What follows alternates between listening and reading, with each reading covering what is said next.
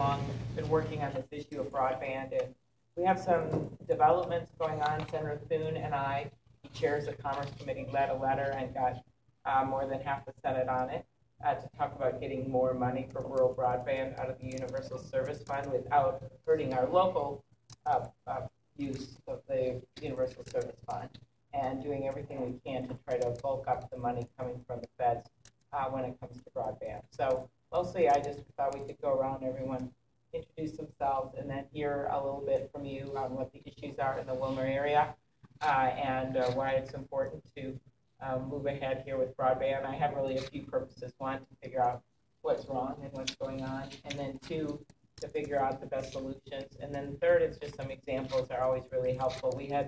I was up in East Grand Forks talking about another issue that might or might not hit you, which is dropped calls in rural areas. It's something I've been leading an effort on. There have been a bunch of actually successful efforts by the FCC to sue some of the phone companies that are doing this, and we've been encouraging them to do that.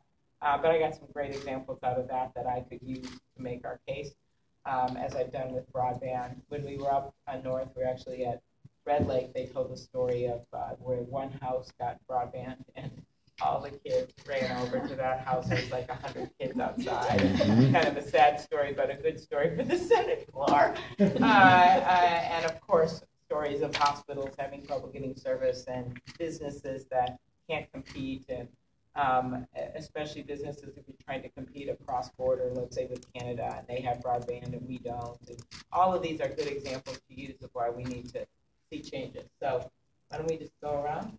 Start with you. And this is, by the way, Andy Martin, who does our work. Many of you know him in Western Minnesota. Has been with me, came over from Collins' office, and has been with me nearly from the beginning. And then Megan Bachmeyer, who's doing a great job, is our Deputy State Director. So we have two people here. Keep track in case I forget anything. And we also had a nice night staying here.